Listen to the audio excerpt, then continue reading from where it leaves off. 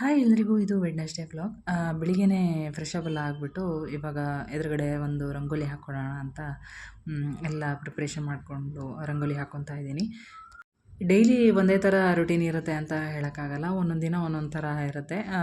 ಒಂದೊಂದು ಸಲ ಬೇಗ ಫ್ರೆಶ್ ಅಪ್ ಆಗಿ ಎಲ್ಲ ಕೆಲಸ ಬೇಗ ಮುಗ್ದಿರುತ್ತೆ. ಇಲ್ಲದಿದ್ದರೆ ಕೆಲವು ಸಲ ಬೇರೆ ಕೆಲಸ ಮಾಡ್ಕೊತಾ ಇದ್ದರೆ ಕೆಲಸಗಳೆಲ್ಲ ಸ್ವಲ್ಪ ಸ್ಲೋ ಆಗುತ್ತೆ ಅಂತಲೂ ಹೇಳ್ಬೋದು.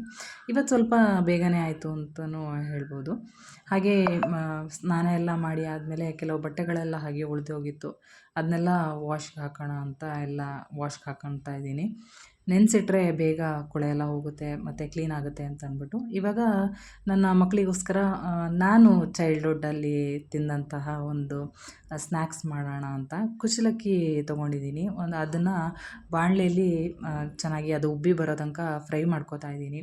ಇದಿವಾಗ ಉಬ್ಬಿ ಬಂದಿದೆ. ಅದನ್ನು ತಣ್ಣಗಾಗೋದಕ್ಕೆ ಇಟ್ಬಿಟ್ಟು ಈ ಕಡೆ ಒಂದು ಬೌಲಿಗೆ ಕಾಯಿ ತುರಿ, ಅರ್ಧ ಬೌಲಷ್ಟು ಕಾಯಿ ತುರಿ ತೊಗೊಂಡಿದ್ದೀನಿ. ಹಾಗೆ ಅರ್ಧ ಬೌಲಷ್ಟು ಬೆಲ್ಲನ ತೊಗೊಂಡು ಎರಡು ಮಿಕ್ಸ್ ಮಾಡಿ ತಣ್ಣಗಾಗಿ ಇದೆ ಅಲ್ವಾ ಇದು ಕುಚ್ಚಲಕ್ಕಿ, ಅದನ್ನು ಒಂದು ಪ್ಲೇಟಿಗೆ ಎತ್ತಿಟ್ಕೊತಾ ಇದ್ದೀನಿ ಫುಲ್ ತಣ್ಣಗಾಗಲಿ ಅಂತ ಅಂದ್ಬಿಟ್ಟು. ಹಾಗೆ ಅದೇ ಬಾಣಲಿಗೆ ಈ ಕಾಯಿ ಮತ್ತು ಬೆಲ್ಲನ ಏನು ಮಿಕ್ಸ್ ಮಾಡಿ ಇಟ್ಟಿದ್ನಲ್ಲ ಅದನ್ನು ಹಾಕಿ ಚೆನ್ನಾಗಿ ಫ್ರೈ ಮಾಡ್ಕೊತಾ ಇದ್ದೀನಿ. ಒಂದು 2 ದಿನ ಇಡಬೇಕು ಅಂತ ಹೇಳಿದ್ರೆ, ಇದು ಲಡ್ಡು ಮಾಡ್ತಾ ಇರೋದು. ಸೊ 2 ದಿನ ಇಡಬೇಕು ಅಂದರೆ ಸ್ವಲ್ಪ ಕಾಯಿ ಬೇಗ ಹಾಳಾಗುತ್ತೆ ಅಂತ ಸ್ವಲ್ಪ ಬಿಸಿ ಮಾಡ್ಕೊತಾ ಇದ್ದೀನಿ ಫ್ರೈ ಥರ. ಬೆಲ್ಲ ಕರಗೋ ತನಕ ಮಾಡಿದ್ರೆ ಆಯಿತು ಅದು. ಆಮೇಲೆ ಪಾಕ ಏನು ಬರೋಂಗಿಲ್ಲ. ಇವಾಗ ಅದು ಏನು ಅಕ್ಕಿ ನಾನು ಹುರಿದಿಟ್ಟಿದ್ನಲ್ಲ ಅದು ತಣ್ಣಗಾದ್ಮೇಲೆ ಮಿಕ್ಸಿಗೆ ಹಾಕಿ ಪೌಡ್ರ್ ಮಾಡ್ಕೊಂಡಿದ್ದೀನಿ.